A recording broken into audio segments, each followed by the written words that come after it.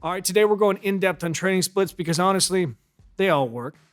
Unless you're making one of these mistakes. In that case, you're going to be that guy at the gym that shows up day in and day out, makes no progress. Basically, you're going to be the Richard Simmons of your local gym. So you might as well start dressing like him and taking all the wieners to the face. And that escalated quickly.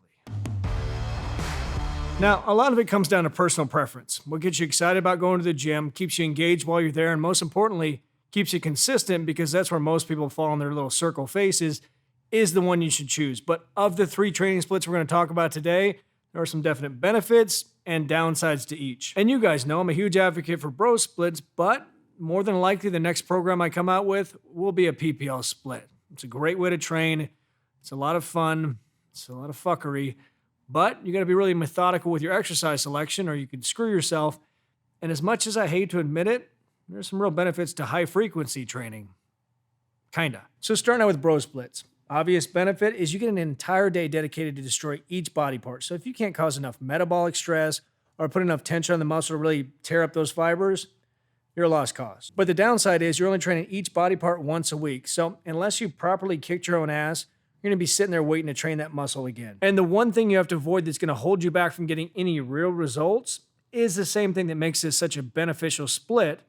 And that's even though you have an entire day dedicated to one body part, you can't get lazy and fill it with bullshit exercises. The only thing I can equate it to is one year for Christmas, my parents gave me this big book full of toys and said, circle whatever you want. That's the exact moment I became an asshole because I circled pretty much everything, even some Barbies because G.I. Joes need loving too. And I showed up to school the next day, pinky up, book in hand, and I was the worst. Told my friends, apparently I'm rich now, so you can go fuck yourselves.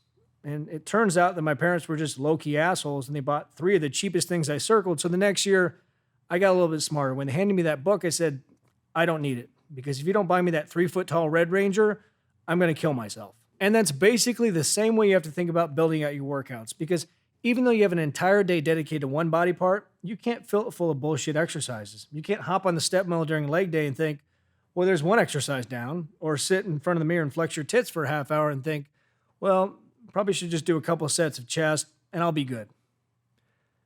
Unless you want to look like this forever. All right, let's talk Ppl split because there's a lot of benefits here. Maybe you're one of those people that are way too busy.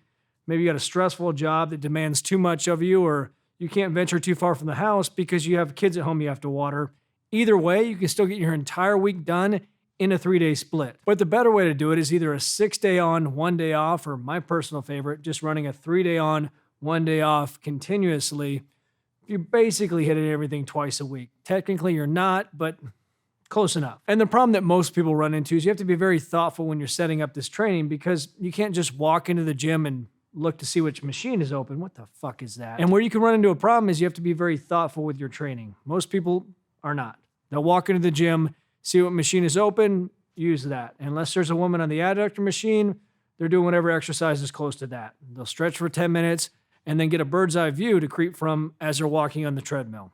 That's their workout. But if you do take the time to lay it out, this is where it gets fun and you'll start seeing some serious results, especially when you start alternating what you emphasize on each day. So for instance, that first leg day, if you make it more quad and glute based, the next time it comes around in 4 days, you can make it more hamstrings and calves. But it goes even deeper. On back day, you can make that first one more lat based, and then the next time it comes around, more of those heavy movements, those deads, those T-bar rows, the things you hate the most. And if you wanted to become even more of a sociopath, you can start targeting specific heads. So that first bicep day you do more exercises that target that long head. Next time it comes around, short head. Same thing for triceps. Start with that lateral head. Next time, hit that long head. And if you didn't have OCD before, good fucking luck. Now you're going to start touching everything 3 times and counting your breaths. And finally, high frequency training. And this I've kind of done because anytime I come back from an injury or I have one side that looks phenomenal and the other side looks like a little piece of shit, what I'll do is I'll get really impatient, I'll disregard all reason, and I'll piss directly in the wind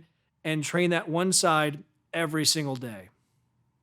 Doesn't make sense, shouldn't work as well as it does, but it does. And maybe you notice through the language I use, or maybe you're a moderator in one of those AOL chat rooms I got kicked out of when I was a kid, but I'm not the most religious person. So to me, leg day is the closest thing I get to a religious experience. So I don't love the idea of training full body 5 days a week, and losing that. But the trap you're going to inevitably fall into is you're going to start half-assing your workouts, because with that much frequency, you lose one of my favorite indicators that you're making progress, and that's soreness. And I know the 14-year-old in the comments is going to, soreness does not equal growth.